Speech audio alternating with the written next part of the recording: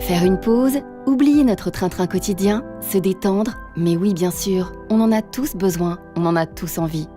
Alors découvrez Au fil de l'eau, la série de podcasts qui vous invite au voyage avec Kézak, l'eau vraie de Lozère. Un voyage sensoriel, unique, guidé par les vertus de l'eau, essentielles à notre bien-être. Un moment ressourçant à travers la Lozère, une terre encore préservée et calme. Cette terre authentique d'où jaillit une eau toujours aussi pure et vraie depuis 1901. L'eau minérale naturelle de Kézak. Au fil de l'eau avec Kézak. Écoutez ce doux bruit. N'est-ce pas apaisant, relaxant d'écouter de l'eau couler? Ce n'est pas étonnant que ce son soit si souvent utilisé comme bruit d'ambiance pour aider à se détendre, à se calmer. L'eau que l'on entend ici est issue d'une source située en Lozère. C'est dans ce département que l'on va suivre au cours de ce podcast, Le fil de l'eau. Si j'ai choisi de vous emmener là-bas au fil de l'eau, c'est parce qu'en Lozère, plusieurs cours d'eau prennent leur source. Le Lot, le Tarn, l'Allier et de nombreux affluents qui mènent à la Garonne. Ce n'est pas pour rien que ce département est surnommé le pays des sources et que l'on trouve de nombreux villages, châteaux, au fil de l'eau. Et quand on regarde ces maisons, ces habitations qui sont au bord de l'eau, vous vous êtes sûrement demandé, est-ce que le fait de vivre près de l'eau offre des bienfaits pour le corps et pour l'esprit? Est-ce que les habitants de ces villes et de ces villages sont en meilleure santé parce qu'ils habitent près d'un fleuve ou d'une rivière? Eh oui, vous ne le savez peut-être pas, mais le simple fait de regarder un cours d'eau naturel, de l'observer, peut physiquement nous apaiser. Cela provoque une réaction immédiate sur notre corps. La circulation sanguine de notre cerveau et de notre cœur est favorisée. Cela nous permet de ressentir un réel bien-être et une profonde détente.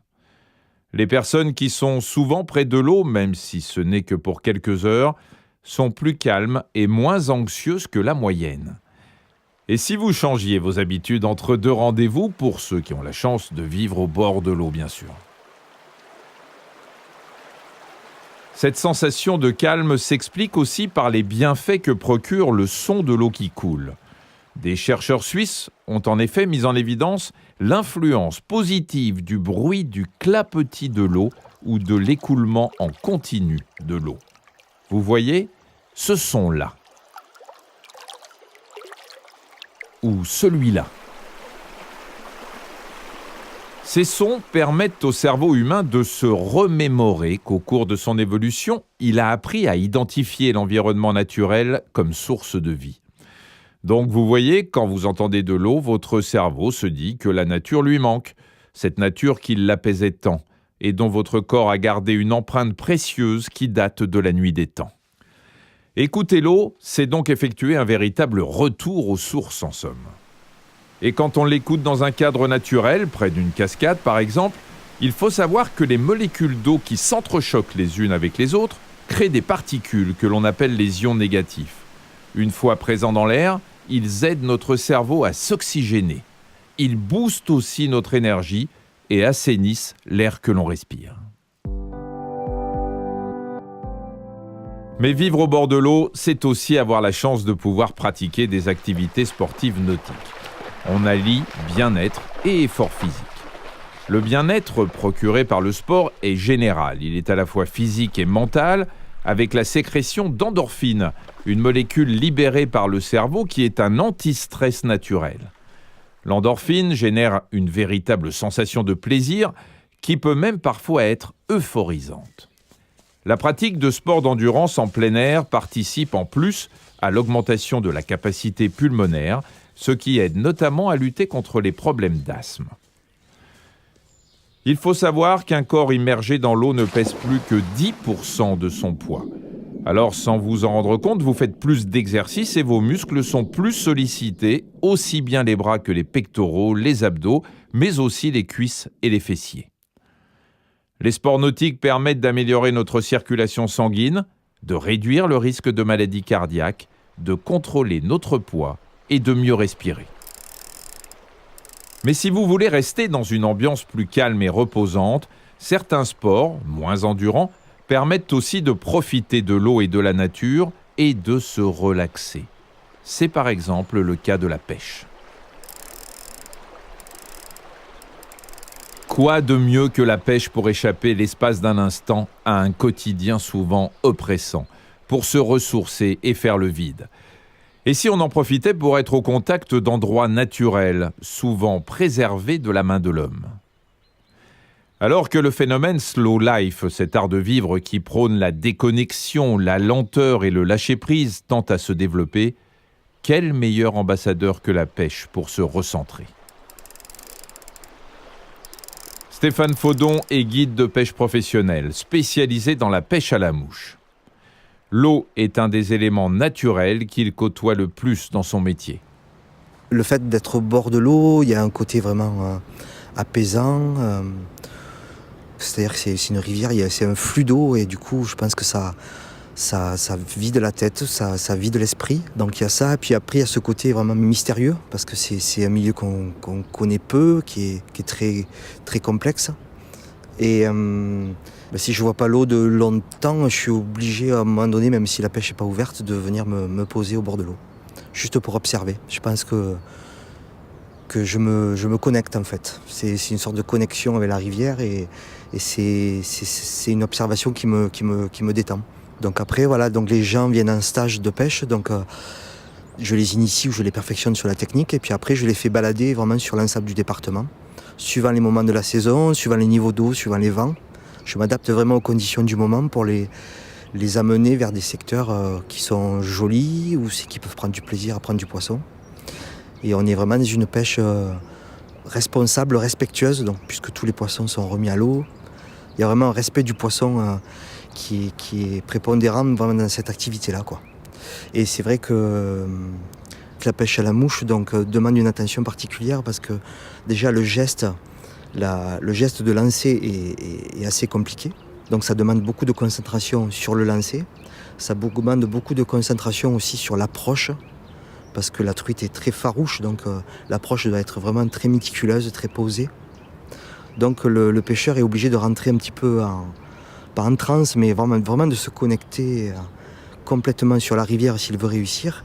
Et du coup, ça occasionne vraiment une dépense d'énergie qui est assez importante.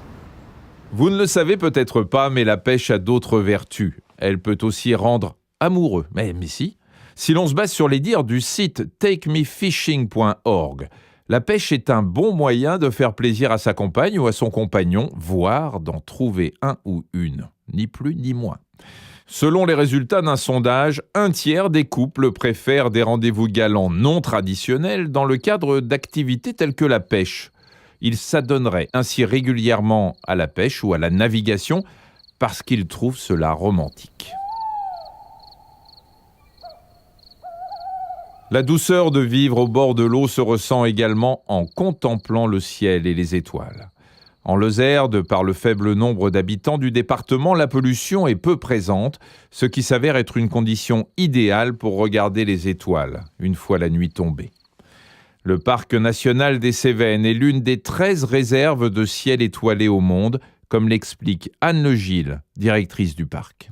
Aujourd'hui, il y a 13 réserves internationales de ciel étoilé au monde. Nous sommes la plus grande d'Europe, le parc national des Cévennes.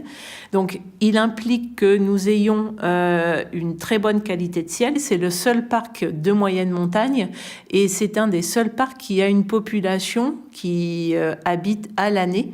Il y a des habitants qui travaillent, qui vivent ici et qui vivent en harmonie avec leur environnement. La chance que l'on a, comme on est dans un territoire préservé, c'est qu'il y a très peu de sources de pollution lumineuse. Il y a peu d'habitants, peu de grandes villes qui généreraient de la pollution lumineuse. Et donc, on a déjà, je dirais, par essence, un ciel qui est de très bonne qualité. Et on fait en sorte d'améliorer encore cette qualité de ciel en travaillant à la rénovation de l'éclairage public. Pour qu'on ait des éclairages qui éclairent le sol et pas le ciel, pour qu'ils n'éblouissent pas. Donc, vraiment un territoire très préservé.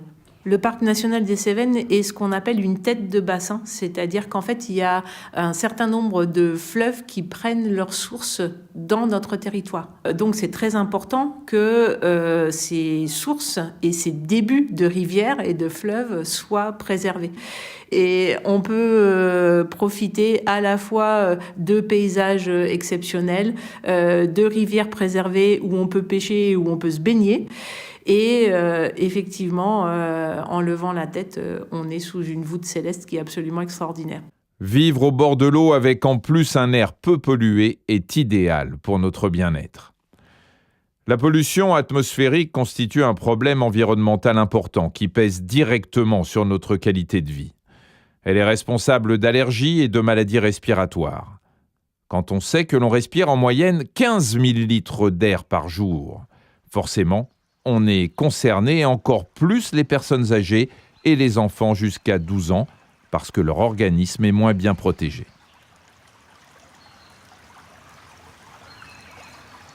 Pour finir sur une note positive, même si on n'a pas tous la chance de vivre au bord de l'eau, on peut tout de même adopter 2 ou 3 bons réflexes.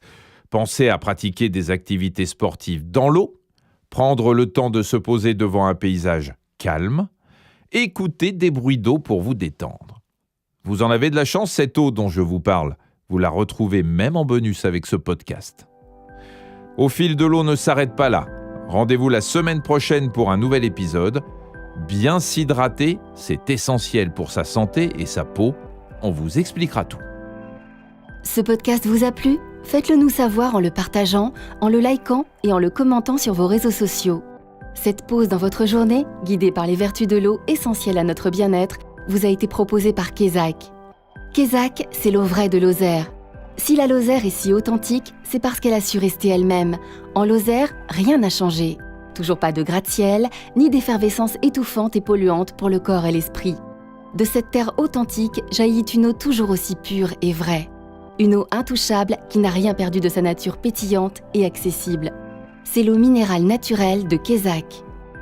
Légère et pure, Kézak stimule vos papilles. Elle est aussi votre allié santé contre la fatigue, le stress et l'anxiété, tout en favorisant la digestion. À déguster sans modération et à toute heure. Retrouvez les 4 autres épisodes de cette série Au fil de l'eau avec Kézak sur vos plateformes audio préférées, sur YouTube et sur kézak.com.